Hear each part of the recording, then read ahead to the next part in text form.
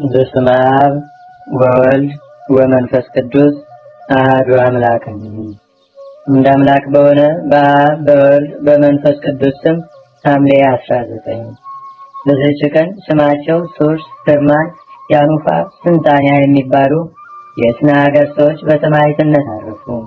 የሰማዕትነታቸው ምክንያትም እንዲህ ነው። መኮንኑ አርያኖስ ወደ እስና ከተማ 3 ጊዜ ደረሰ። በመጀመሪያ የተባረከች መስተጋድልት የሆነች ዳላዥን ገደላት። ስማቸውን አስቀድመን የጠራናቸውንም 4ቱን ልጆቿንም ገደላቸው። የሰማዕትነታቸውን ፍጻሜ ግንቦት 7 ቀን ሆነ። በሁለተኛም ጊዜ ስማቸው አውሳፊዮስ፣ ታማን፣ ህርማን፣ ባኮስ የሚባል 4ቱን መኳንንት ገደላቸው። የሰማዕትነታቸውን ፍጻሜ ሰኔ 7 ቀን ሆነ። በሶስተኛውም ጊዜ በቤቷ ውስጥ በአልጋዋ ላይ ተኝታ የነበረችውን አሮጊት የአርያኖስ ወታደሮች ስለነዚህ ቅዱሳን ከጠየቋት በኋላ ገደሏት። ከዚህም በኋላ መኮንኑ ከክርስቲያን ወገን ያገኙትን ሁሉ እንዲገድሉ የተክል ማጠጫ በተባለች በከተማዋ ምዕራብ መግደልን እንዳያቋርጡ አዘዘ። ወደ ከበረ አባት ወደ ባህታዊ ይስሐቅም እስኪደርሱ ድረስ በመንገድ ብዙ አሕዛብን አገኙ። ያን ጊዜም ጠባቂያቸው እንዲህ እያለ ያጽናናቸውና ያረጋጋቸው ነበር። ወደ ሰማያዊት መንግስት እንድትገቡ ጸንታችሁ ታገሱ። እንዲህም ሲወስዷቸው መኮንኑ ደረሰ። ባዩትም ጊዜ ሁሉም በአንድ ቃል እኛ ክርስቲያን ነን እያሉ በግልጽ ጮኹ። መኮንኑ ሁሉንም እንደ በግ ያርዷቸው ዘንድ አዘዘ። ጭፍሮች ግን በላያቸው በሰይፎች አጋና ተጫወቱ። በዚህችም በሐምሌ 19 ቀን የእስናን ከተማ ሰዎች ከታናናሾቻቸው እስከ ታላላቆቻቸው ሴቶችንና ወንዶችንም ጨረሷቸው። የመላእክት ሰራዊትም ነፍሶቻቸውን ይቀበሉ የብርሃን አክሊሎችንም ያቀዳጇቸው ነበር። ከዚህም በኋላ መኮንኑ ከዚያ ወደ እስዋን ከተማ ሄደ። ሁለተኛ ወደ እስና ከተማ ተመልሶ 3 ገበሬዎችን የእርሻ ዕቃቸውን ተሸክመው አገኘ። መኮንኑንም ባዩት ጊዜ እኛ ክርስቲያን ነን ብለው በግልጽ ጮኹ። መኮንኑም ሰምቶ ይገድሏቸው ዘንድ አዘዘ። በእርሻ መሳሪያቸውም ገደሏቸው። የእነዚህም ስማቸው ሱሩፋስ፣ አንጣኪያስ፣ ስህድራ ይባላል። የሰማዕትነታቸውን ፍጻሜ መስከረም 11 ቀን ነው። ይህንንም ቅዱስ አባት ኤጲስቆጶስ ይስሐቅን መኮንኑ አስሮ ለጣዖት እንዲሰዋ አስገደደው። እምቢ ባለውም ጊዜ ወደ እሳት እንዲወረውሩ ታዘዘ። የሰማዕትነቱንም ፍጻሜ ታኅሳስ 14 ቀን ነው። ምዕመናንም ስጋውን ወስደው ገንዘው ቀበሩት። የስደት ወራትን ካለፈ በኋላ ቤተ ክርስቲያን ሰርተው በስሙ አከበሯት። ለእግዚአብሔር ምስጋና ይሁን። እኛንም በሰማዕታት ሁሉ በጸሎታቸውም ይማረን። በረከታቸውም በአገራችን በኢትዮጵያ በሕዝበ ክርስቲያኑ ሁሉ ላይ ለዘላለሙ አድሮ ይኑር፣ አሜን። ሰላም ለክሙ ጽዋዕነ ልብ ወህሊና ሰማዕታተ ክርስቶስ ዘሀገረ እስና ምስለ አብ ወእም ወምስለ ሕፃናት ዘቀተሉክሙ ወሀብተ መኮንን አርያና እንበለ ያትርፉ አሐደ ለዜና። በዚህችም ቀን ሕፃኑ ቅዱስ ቂርቆስና እናቱ ቅድስት ኢየሉጣ በሰማዕትነት መከራን ተቀበሉ። ይህም ሕፃን እድሜው 3 ዓመት ሲሆነው ከሮሜ ሀገር ወደ ሌላ ሀገር እናቱ ይዛው ሸሸች። በዚያም የሸሸችው መኮንንን አገኘች። ሰዎችም ነገር ሰሩባት። ወደ እሷ አስቀረባትና ስለ አምልኮ ጠየቃት። እርሷም መኮንን ሆይ እድሜው 3 ዓመት የሆነው ሕፃን አለ። አማልክቶችን ማምለክ መልካም እንደሆነ ወይም እንዳልሆነ ያስረዳን ዘንድ እሱን ጠይቅ አለችው። ሕፃኑም ወዳለበት ጭፍራውን ልኮ ወደ እሱ አስመጣው። ሕፃኑንም ፊቱ ብሩህና ደስተኛ እንደሆነ አየውና አንተ ደስተኛ ሕፃን ሆይ እንዴት ነህ አለው። ሕፃኑም መልሶ አዎ ለኔ ደስታ ተጠብቆልኛል፣ ለአንተ ግን ሐዘንና ልቅሶ ጥርስ ማፋጨትም ነው። መጽሐፍ ለዝንጎች ተድላ ደስታ የላቸውም ብሏልና አለው። እግዚአብሔር ኃይልንና ንግግርን ሰጥቶታልና ብዙም ተናገረ። በዚያም ያሉትን እስካስደነገጣቸው ድረስ ንጉሱን መኳንንቱንና ጣዖታቱን ረገማቸው። ከብርታቱም የተነሳ አደነቁ። መኮንኑ ባፈረ ጊዜ በየአይነቱ በሆነ ስቃይ ታላላቆች የማይችሉትን ታላቅና አስጨናቂ የሆነ ስቃይን አሰቃየው። እናቱንም ከእርሱ ጋር እንደርሱ አሰቃያት። እግዚአብሔርም ያለምንም ጉዳት ያነሳቸው ነበር። ብዙዎች አሕዛብም ይህን አይተው አደነቁ። ክብር ይግባውና በጌታችንና በአምላካችን በመድኃኒታችን በኢየሱስ ክርስቶስም አምነው በሰማዕትነት አረፉ። የሰማዕትነትንም አክሊል ተቀበሉ። በሕፃኑ ላይም የመንፈስ ቅዱስ ጸጋ አደረበት። ታላላቅ ድንቆችና ታምራቶችንም አደረገ። ብዙዎች በሽተኞችንም አዳናቸው። ከዚህም በኋላ መኮንኑ በታላቅ የናስ ጋን ውስጥ ውሃ ጨመረው፣ በእሳት ያፈሉትም ዘንድ አዘዘ። የፍርሃቱን ድምፅ እንደ ክረምት ነጎድጓድ ሆነ። ያን ጊዜም ፍርሃትና የሃይማኖት ጉድላት በእናቱ ላይ ደረሰባት። ሕፃኑም ስለ እናቱ ወደ እግዚአብሔር ጸለየ። ያን ጊዜ ጌታችን ልቧን ወደ ሰማይ አሳርጎ ለቅዱሳን ሰማዕታት የተዘጋጁ የብርሃን ማደሪያዎችንም አየች። ከዚህም በኋላ ጸናች፣ እግዚአብሔርንም አመሰገነችው። ልጇንም ልጄ ሆይ ከእንግዲህ አንተ አባቴ ነህ፣ እኔም ልጅህ ነኝ አለችው። ያቺ ከኔ የተወለድክባትም ቀን የተባረከች ናት አለች። ወደዚያ ወደ ጋኑ ውስጥም በገቡ ጊዜ የውሃው ፍላት እንደ ንጋት ጊዜ ውርጭ ቀዘቀዘ። ከእግዚአብሔርም የታዘዘ የመላእክት አለቃ ቅዱስ ገብርኤል ከሰማይ ወርዶ የእሳቱን ኃይል አቀስቅዞታልና። ከዚህም በኋላ መኮንኑ ስጋቸው ተቆራርጦ እስከሚወድቅ ድረስ በመቃጥን ውስጥ አድርገው እንዲጎትቷቸው አዘዘ። ከእግዚአብሔርም የታዘዘ መልአክ አዳናቸው። መኮንኑም በታላቅ ስቃይ ያሰቃያቸው ዘንድ አስቦ እስኪመክር ድረስ በወህኒ ቤት ዘጋባቸው። ያን ጊዜ ክብር ይግባውና ጌታችንና አምላካችን መድኃኒታችን ኢየሱስ ክርስቶስ ወደ ሕፃኑ ቂርቆስ ወርዶ አጽናናው፣ አረጋጋውም። ስሙን ለሚጠራና መታሰቢያውን ለሚያደርግ ቃል ኪዳን ሰጠው። ለእግዚአብሔር ምስጋና ይሁን። እኛንም በቅዱስ ቂርቆስና በእናቱ በቅድስት ኢየሉጣ ጸሎት ይማረን። በረከታቸውም በአገራችን በኢትዮጵያ በሕዝበ ክርስቲያን ሁሉ ላይ ለዘላለሙ አድሮ ይኑር፣ አሜን። ሰላም ለቂርቆስ እንተ ይፈርሆ ለነግ ዘይደምስ ከመነጎድጓድ እንበይነ አድማን ወጡ ኪዳነ ምሕረት እምወል እያምፃ ሞተ ላህም ወላይለ ሰብ በድር ታበታን ጸበስሙ ማይፈት። በዚህችም ቀን ስም አዳም ከምትባል ከተማ ብልህ የሆነ ቅዱስ በጥላን በሰማዕትነት አረፈ። አባቱም አረማዊ ነበረ፣ ስሙም አውስጡኪዮስ ነበረ። እናቱ ግን አማኝ ነበረች፣ ስሟም ኤልያና ነበረ። ባደገ ጊዜም አባቱ ጥበብን ሁሉ አስተማረው፣ እጅግም አዋቂ ሆነ። በበጥላን ቤት አቅራቢያም አንድ ቄስ ይኖር ነበር። በጥላንም በፊቱ ሲያት መልኩንና እውቀቱን ብልህነቱንና አስተዋይነቱን የሚመለከት ነበር።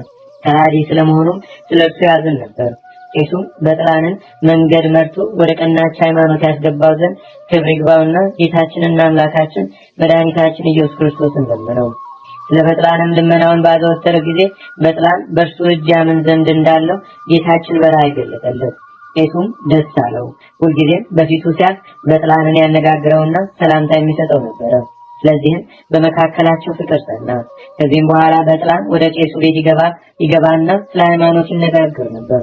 ቄሱም ክብር ይግባውና የጌታችንና የአምላካችን የመድኃኒታችን የኢየሱስ ክርስቶስ ሃይማኖት ምን ያህል ክብር እንዳላት ለሚያምኑበትም ሁሉ እውቀትና ማስተዋልም እንደሚሰጣቸው ድንቆችና ታላላቅ ተአምራቶችም እንደሚደረግላቸው ታላቅ ፈውስም እንደሚደረጉ ተገለጠለት። በጥላንም ክብር ይግባውና በክርስቶስ የሚያምኑ ተአምራትን እንደሚያደርጉ ይህንንም በሰማ ጊዜ እጅግ ደስ ብሎት በዚያ ቄስ ትምህርት በጌታ አመነ። ቄሱም ሁልጊዜ የሃይማኖትን ትምህርት ያስተምረው ጀመረ። በአንዲትም ዕለት ቅዱስ በጥላን በከተማው አደባባዮች ሲያልፍ እባብ የነደፈውን አንድ ሰው ሲጨነቅ አየው። እባቡ በእርሱ ዘንድ ቆሞ ነበረ። በልቡም የመምህሬን ቃል ልፈትን ክብር ይግባውና በክርስቶስ ካመንክ በስሙ ታምራት ታደርጋለህ ብሎኛልና አለ። እባብ ወደ ነከሰው ሰው ቀርቦ ኃይሉን ይገልጽለት ዘንድ እባቡን የሚገድለው ዘንድ ሰውየውን የሚያድነው ዘንድ ክብር ይግባውና ወደ እግዚአብሔር ረጅም ጸሎትን ጸለየ። ያን ጊዜም ሰውየው ያለምንም ጉዳት ድኖ በጤና ተነሳ። ከሲኦል ወደቀ፣ ወዲያውም ሞተ። የበጥላንም ሃይማኖቱ ተጨመረለት። ከዚህም በኋላ በጥላን ወደ ቄሱ ሄዶ የክርስትና ጥምቀትን ተጠመቀ። ሁልጊዜም ወደ ቄሱ እየመጣ የሚማር ነበር። በአንዲት ቀንም ያድነው ዘንድ አንድ ዕውር መጣ። የቅዱስ በጥላን አባትን ባየው ጊዜ ዕውሩን ከውጭ መልሶ ሰደደው። በጥላንም አባቱን ማን ነው የፈለገኝ ብሎ ጠየቀው። አባቱም ልታድነው የማትችል አንድ ዕውር ነው አለው። እሱም አባቱን የእግዚአብሔርን ክብር ታይ ዘንድ አለህ አለው። ይህንንም ብሎ ዕውሩን ጠራውና ዓይኖቹ ቢገለጡ ያዳነህን ታመልከዋለህን አለው። ዕውሩም አሁን አምናለሁ አለ። ቅዱስ በጥላንም በዕውሩ ላይ ረጅም ጸሎትን ጸለየ። እጆቹንም በዕውሩ ዓይኖች ላይ አኑሮ እንድታይ በጌታችንና በአምላካችን መድኃኒታችን በኢየሱስ ክርስቶስ ስም እመን አለው። ወዲያውኑም ዓይኖቹ ተገለጡ።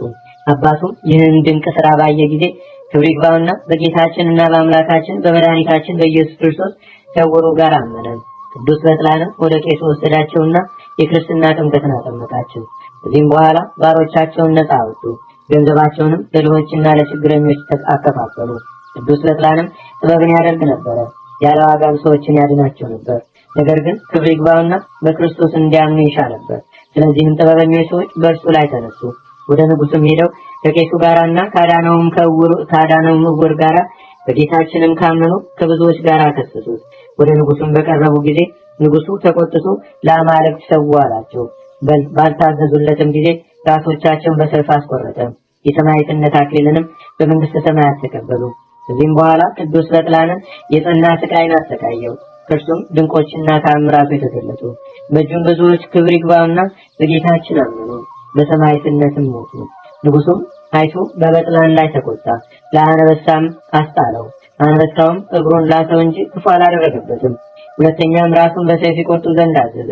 በዚህም ምስክርነቱን ፈጽሞ በመንግስተ ሰማያት አክሊልን ተቀበለ። እግዚአብሔር ምስጋና ይሁን።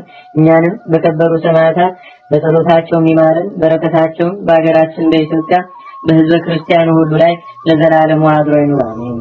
ሰላም ለከ ሰማዕት በጥላን ዘሀገረ ትዕማዳን በእንተ ኢየሱስ ዘሞትከ በሰይፈ ሐጺን ምስለ ዕውር ዘፈወስኮ ምስለ መምህርከ ካህን እንዘ ክዋኔከ ከመ ኤር ወስን። በዚህች ዕለት የአባይ ቃራቦል የመቃርስና የስካ ሀገር ሰው የሙሴ መታሰቢያቸው ነው። በረከታቸውም በአገራችን በኢትዮጵያ በሕዝበ ክርስቲያኑ ሁሉ ላይ ለዘላለሙ አድሮ ይኑራል። እንደ አምላክ በሆነ በአብ በወልድ በመንፈስ ቅዱስ ስም ሐምሌ 20 በዚህች ቀን ታላቅና ክቡር የሆነው የሰራዊት አለቃ ቅዱስ ቴዎድሮስ በሰማዕትነት አረፈ። በዚህችም ቀን የታአኪጢስ የእስክንድርያው ሊቀ ጳጳሳት የጢሞቴዎስ፣ የሙሴ፣ የኢየሉጣን መታሰቢያቸው ነው። ዳግመኛም ከሕፃኑ ቂርቆስ ጋር በሰማዕትነት ያረፉ የ404 ሰማዕታት መታሰቢያቸው ነው። በዚህችም ቀን እመቤታችን ቅድስት ድንግል ማርያም ከተወለደች በኋላ በ80 ቀን ከርጉ ገላብልቶች ጋር ወደ ቤተ መቅደስ የገባችበት ነው። እግዚአብሔር ምስጋና ይሁን። እኛንም በቅዱሳን መላእክት፣ ጻድቃን፣ ሰማዕታት፣ ደናግል፣ መነኮሳት፣ አበው ቀደምት ይልቁንም በሁለት ወገን ድንግል በምትሆን በእመቤታችን በቅድስተ ቅዱሳን በድንግል ማርያም ረድኤትና በረከት አማላጅነቷን በአገራችን በኢትዮጵያ በሕዝበ ክርስቲያኑ ሁሉ ላይ ለዘላለሙ አድሮ ይኑር፣ አሜን። ለአቅረብኩ ማኅሌተ ዘኪራ ይላፈ ለተዘምዱከ ዘልፈ ለላነብብ ተወከ ዘንዴቴ መጽሐፈ እንተረሰይከ እግዚኦ ጸድቃለት ውበበ ምላቡ ውላን ተርፈ ነቢያት፣ ቅዱሳን፣ ሐዋርያት፣ ሰባክያን፣ ሰማዕታት፣ ጻድቃን፣ ደናግል፣ አዲ ወመነኮሳት ሄራን ባርኩ ባርኮ ጉባኤ ዛቲ መካን ካረጋይ ሊቆኑ ስልጣን ለዘጻፎ በክርታስ ወለዘጻፎ ዘይደርስ ለዛንበቡ ለዘተርጎሙ በልሳን አዲስ ወለዘሰማ ቃሎ በዝነ መንፈስ በጸሎተሙ ማርያም ራቂተ ኩሉም ዳስ ወረ ማረነ ኢየሱስ ክርስቶስ አቡነ ዘበሰማያት አቡነ ዘበሰማያት ይትቀደስ ስምከ ትምጻእ መንግሥትከ ወይኩን ፈቃድከ በከመ በሰማይ ከማሁ በምድር ሲሳየነ ዘለለ ዕለትነ ሀበነ ዮም ህድግ ለነ አበሳነ ወጌጋየነ ከመ ንሕነኒ ንህድግ ለዘአበሰ ለነ ኢታብአነ እግዚኦ ውስተ መንሱት አላ አድኅነነ ወባልሐነ እምኩሉ እኩይ እስመ ዚአከ ይእቲ መንግሥት ኃይል ወስብሐት ለዓለመ ዓለም። በሰላመ ቅዱስ ገብርኤል መልአክ ኦ እግዝእትየ ማርያም ሰላም ለኪ ድንግል በህሊናኪ ወድንግል በስጋኪ እመ እግዚአብሔር ጸባኦት ሰላም ለኪ ቡርክት አንቲ እምአንስት ወቡሩክ ፍሬ ከርስኪ ተፈስሒ ፍስሕት ኦ ምልዕተ ጸጋ እግዚአብሔር ምስሌኪ ሰአሊ ወጸልይ ለነ ምህረተ አፍቁር ወልድኪ ኢየሱስ ክርስቶስ ከመ ይስረይ ለነ ኃጣውኢነ